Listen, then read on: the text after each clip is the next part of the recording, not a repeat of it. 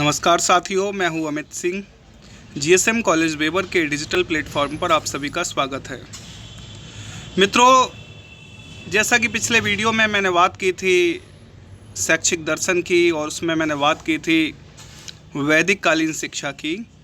तो वैदिक कालीन शिक्षा के बारे में पिछले वीडियो में मैंने आपको बताया था कि विद्यारंभ संस्कार क्या था, जनेऊ संस्कार क्या था, विद्या समापन संस्कार क्या था, उस समय विद्या के क्षेत्र में कौन कौन सी उपाधियाँ दी जाती थी, कौन कौन सी शैक्षिक संस्थाएं थी जो उस समय कार्य करती थी।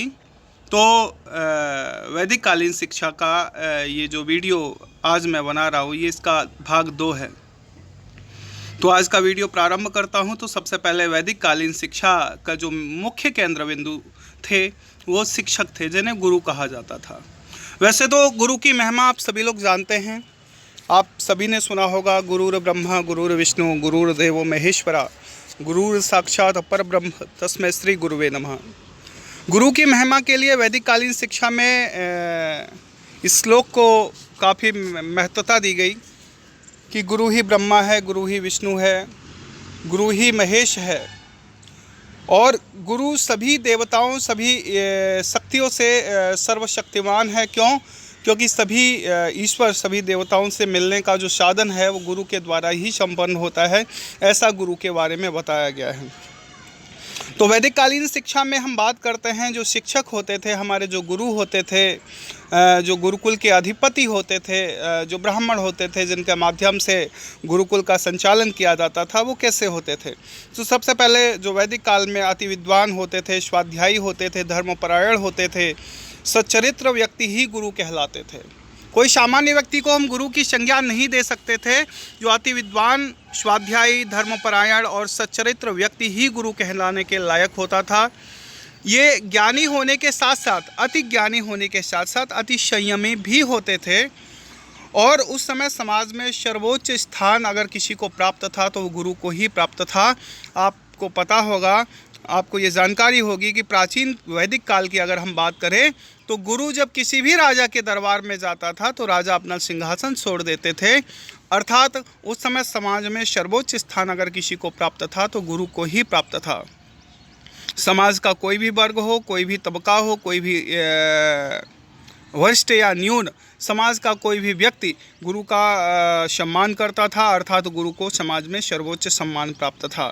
ये देव रूप में प्रतिष्ठित थे, भगवान ईश्वर के समकक्ष मानकर इनकी पूजा करता था, इनकी अर्चना करता था, क्योंकि इन्हीं के सानिध्य में रहकर वो मानव बनता था, मानव निर्माण उसका हुआ करता था, अर्थात गुरु को ईश्वर के तुल्य स्थान प्राप्त था। उसके बाद ये अपने गुरुकुलों के पूर्ण स्वामी होते थे, पर पूर्ण स्वामित्व होने के साथ साथ उत्तरदायित्व भी जुड़ा था। देखिए, ये गुरुकुल के स्वामी तो होते ही थे, गुरुकुल के व्यवस्थापक तो होते ही थे, परंतु गुरुकुल में विद्या अध्ययन करने वाले प्रत्येक बालक, प्रत्येक शिष्य की जिम्मेदारी इनके कंधों पर होती थी। उनके भोजन, उनकी चिकित्सा, उनके आवास, उनके वस्त्र, उनके रहने, उनके सोने, अर्थात उनके निजी जीवन की समस्त आवश्यकताएं इनका उत्तरदायित्व होती थी। अर्थात गुरुकुल का स्वामित्व होने के साथ साथ ये पूर्ण जिम्मेदारी पूर्वक अपने कार्य का निर्वाह करते थे। ये अपने गुरुकुलों की संपूर्ण व्यवस्था के लिए उत्तरदायी होते थे। ये अपने शिष्यों के आवास, भोजन एवं वस्त्रों की व्यवस्था करते थे, उनके स्वास्थ्य की देखभाल करते थे और उनके सर्वांगीण विकास के लिए निरंतर प्रयत्न करते थे। बालकों का सर्वांगीण विकास करना ये शिक्षकों की नैतिक जिम्मेदारी थी, गुरुओं की नैतिक जिम्मेदारी थी। गुरु और शिष्य आपस में एक बहुत ही मधुरता के साथ, एक बहुत ही आदर, प्रेम और सम्मान के साथ एक दूसरे के साथ अपनी जीवन का यापन किया करते थे, अपना शिक्षण कार्य पूरा किया करते थे। इसके बाद हम आगे बढ़ते हैं। अब हम बात करते हैं गुरु और शिष्य के मध्य संबंध कैसे थे। वैदिक काल में गुरु और शिष्यों के बीच में बहुत मधुर संबंध थे, अर्थात पिता और पुत्र के समान संबंध थे। गुरु जो थे वो शिष्यों को पुत्रवत मानते थे, अपने पुत्रों के समान प्रेम करते थे, और शिष्य भी गुरुओं को पिता तुल्य मानते थे, अपने पिता के समान मानते थे। गुरुओं का शिष्यों के ऊपर प्रेम बरसता था और शिष्य भी गुरुओं के प्रति अपनी श्रद्धा रखते थे, पूर्ण श्रद्धा के साथ अपने गुरु की बात मानते थे, गुरु का अनुशासन मानते थे और गुरु के साथ रहते हुए विद्या अध्ययन करते थे। वैदिक काल में गुरुकुलों की व्यवस्था गुरु और शिष्य दोनों संयुक्त रूप से करते थे। देखिए यहाँ पर एक बात आपको जान लेनी चाहिए, गुरुकुल में जो गुरुकुल की व्यवस्था थी प्राचीन वैदिक पद्धति में, वो गुरु और शिष्य दोनों के अधिकार क्षेत्र में थी, अर्थात तो दोनों की जिम्मेदारी थी। जहाँ संपूर्ण गुरुकुल का उत्तरदायित्व तो गुरु का था, वहीं दूसरी तरफ गुरु के स्नान ध्यान की व्यवस्था, गुरु के पूजा के लिए पुष्पों को लाना, गुरुकुल के लिए भिक्षाटन के लिए जाना और भोजन की व्यवस्था करना, लकड़ियों की व्यवस्था करना, ये सारी शिष्यों की जिम्मेदारी हुआ करती थी। इसके पश्चात हम बात करते हैं गुरुओं के शिष्यों के प्रति कर्तव्य। देखिए, जो शिष्यों के आवास, भोजन एवं वस्त्र आदि की व्यवस्था करना गुरुओं की जिम्मेदारी थी। गुरु शिष्यों के भोजन के लिए, शिष्यों के आवास के लिए और वस्त्रों के लिए व्यवस्था करते थे। शिष्यों के स्वास्थ्य की देखभाल भी गुरु की जिम्मेदारी थी। उनके अस्वस्थ होने पर उपचार की व्यवस्था भी गुरु ही किया करते थे। शिष्यों को भाषा, धर्म और नीति शास्त्र का ज्ञान भी गुरु के माध्यम से ही प्राप्त होता था। गुरु के स्नेह में रहकर, गुरु के छत्र छाया में रहकर वो भाषा, धर्म और नीति शास्त्र की शिक्षा प्राप्त करते थे। शिष्यों को उनकी योग्यता अनुसार प्रारंभिक वैदिक काल में अर्थात वर्णानुसार, देखिए यहाँ पर दो चीज़ें हैं। अगर हम प्रारंभिक वैदिक काल की बात करें तो प्रारंभिक वैदिक काल में हमें वर्ण व्यवस्था देखने को नहीं मिलती। पर प्रारंभिक वैदिक काल में जो योग्यताएं थीं, जो व्यक्तिगत विभिन्नताएं थी, कौन शिष्य क्या बनना चाहता है, प्रारंभिक वैदिक काल में शिक्षा उसके अनुसार दी जाती थी। लेकिन उत्तर वैदिक काल की बात करें, ब्राह्मण काल की बात करें, तो उत्तर वैदिक काल में हमने वर्णाश्रम का गठन हो चुका था।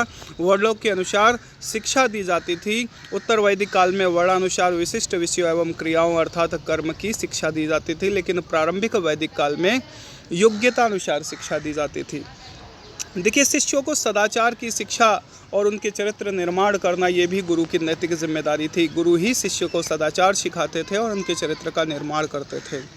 शिष्यों को करणीय कर्मों की ओर उन्मुख करना और अकरणीय कर्मों से रोकना, अर्थात शिष्यों को क्या करना चाहिए और शिष्यों को क्या नहीं करना चाहिए, इसकी भी शिक्षा गुरुओं के माध्यम से छात्रों को दी जाती थी। शिष्यों का सर्वांगीण विकास करना ये भी गुरुओं की जिम्मेदारी थी। शिक्षा पूरी होने पर शिष्यों को गृहस्थ जीवन में प्रवेश करने की आज्ञा देना, उनका मार्गदर्शन करना। देखिए, यहाँ पर एक चीज़ आपको जान लेनी चाहिए, जब तक किसी भी शिष्य को गुरु आदेश नहीं देता था कि आप गृहस्थ आश्रम में प्रवेश करिए, तब तक शिष्य गृहस्थ आश्रम में प्रवेश नहीं करता था। अर्थात शिष्यों को गृहस्थ जीवन में प्रवेश करने की आज्ञा और उनका मार्गदर्शन भी देना गुरुओं की ही जिम्मेदारी थी। इसके बाद हम बात करते हैं शिष्यों के गुरुओं के प्रति कर्तव्य कौन कौन से थे। देखिए, गुरुकुल की सफाई करना और उसकी पूर्ण व्यवस्था करना। देखिए, गुरुकुल की सफाई करना, स्वच्छता करना, गुरु की पूजा के साधन उपलब्ध कराना, संपूर्ण व्यवस्थाएं करना, गुरुगृह की सफाई करना, गुरु के स्थान व पूजा पाठ की व्यवस्था करना, गुरु एवं गुरुकुल वासियों के लिए भिक्षा मांगना। देखिए, वो अगर हम गुरुकुल कालीन शिक्षा की बात करें, वैदिक कालीन शिक्षा की बात करें, तो यहाँ पर एक चीज़ हमें देखने को मिलती है, भिक्षाटन। चाहे राजा का पुत्र हो, चाहे ब्राह्मण का पुत्र हो, क्षत्रिय का पुत्र हो, वैश्य का पुत्र हो, भिक्षाटन के लिए सभी को जाना पड़ता था। राजा का पुत्र भी शर्म मुंडवाकर भिक्षाटन के लिए गांव-गांव जाता था। ऐसा गुरुकुल कालीन शिक्षा में हमें देखने को मिलता था। क्यों भिक्षाटन के लिए जाता था? क्यों एक ही समान गुरुकुल में, एक ही छत्र छाया के नीचे, एक ही गुरु के साथ, एक ही झोपड़ी में, एक ही गुरुकुल में सभी को निवास करना पड़ता था? क्योंकि सभी में एक रूपता रहे। राजा का पुत्र जब भिक्षाटन के लिए जाता था, गांव में जाता था, गांव की वास्तविकताओं से परिचित होता था, गांव की जीवन शैली से परिचित होता था, लोगों की समस्याओं से परिचित होता था। और भिक्षाटन इसलिए भी उस समय गुरुओं के द्वारा बालकों को करवाया जाता था कि इसके अंदर कहीं कोई गर्व ना रहे, कोई घमंड ना रहे, अर्थात इसका सर्वांगीण विकास हो सके, ये जीवन के समस्त पक्षों का विकास कर सके और इसे जीवन में अन्न का मूल्य पता हो, भोजन का मूल्य पता हो, जीवन मूल्य पता हो। इसके लिए भिक्षाटन की जो परंपरा थी वो गुरुकुल कालीन पद्धति में हमें देखने को मिलती है। इसके बाद गुरु एवं गुरुकुल वासियों के भोजन की व्यवस्था करना, ये भी शिष्यों की जिम्मेदारी थी। गुरुओं के सोने से पहले उनके पैर दबाना। देखिए, प्राचीन काल में एक परंपरा थी, जब तक गुरु सो नहीं जाते थे तब तक छात्रों को, शिष्यों को उनके पैर दबाने थे। गुरुओं के आदेश का पूर्ण निष्ठा से पालन करना। गुरु जो भी आदेश देते थे, गुरु का आदेश ही देव आदेश के तुल्य था। गुरु ने जो आदेश दे दिया उसे हर मूल्य पर छात्रों को उसका पालन करना होता था।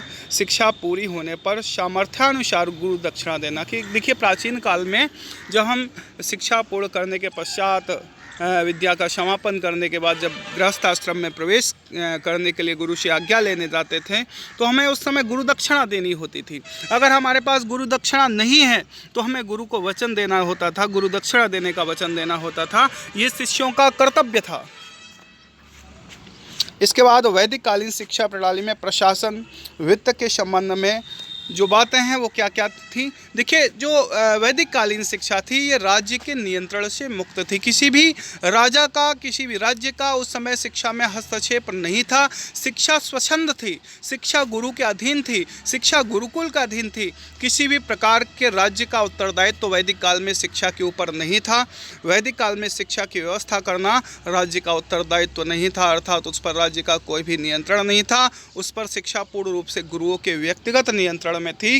गुरु शिक्षा देते थे, गुरु भोजन की व्यवस्था करते थे, वस्त्रों की व्यवस्था करते थे, चिकित्सा की व्यवस्था करते थे, अर्थात राज्य के द्वारा कोई भी सहयोग राशि नहीं दी जाती थी।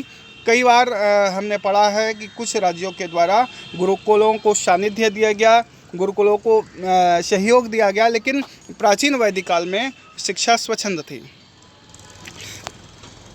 वैदिक काल के संबंध में एक बात और उल्लेखनीय है, शिक्षा निःशुल्क थी। गुरुओं के द्वारा कोई भी शुल्क शिक्षा का नहीं लिया जाता था। शिक्षा पूर्ण रूपेण निःशुल्क थी। शिष्यों के आवास एवं भोजन की व्यवस्था भी गुरुओं के द्वारा की जाती थी, उसका भी कोई मूल्य नहीं लिया जाता था। लेकिन शिक्षा पूर्ण होने पर शिष्य गुरुओं को अपनी सामर्थ्यानुसार गुरु दक्षिणा अवश्य देते थे। देखिए, गुरु दक्षिणा में भी कोई प्रतिबंध नहीं था। जो गुरु था, जो आचार्य थे, जो ब्राह्मण थे, वो जब शिक्षा पूर्ण हो जाती थी तो आप अपनी सामर्थ्यानुसार, जो शिष्य होते थे, जो छात्र होते थे, वो अपनी सामर्थ्य के अनुसार गुरु दक्षिणा देते थे या गुरु दक्षिणा देने का वचन देकर ही गृहस्थ आश्रम में प्रवेश करते थे। अर्थात किसी भी प्रकार का कोई भी प्रतिबंध शुल्क के संबंध में शिक्षा पर नहीं था। अर्थात वैदिक कालीन शिक्षा पूर्णतः निःशुल्क थी। गुरुकुल में शिक्षा का कोई शुल्क नहीं था।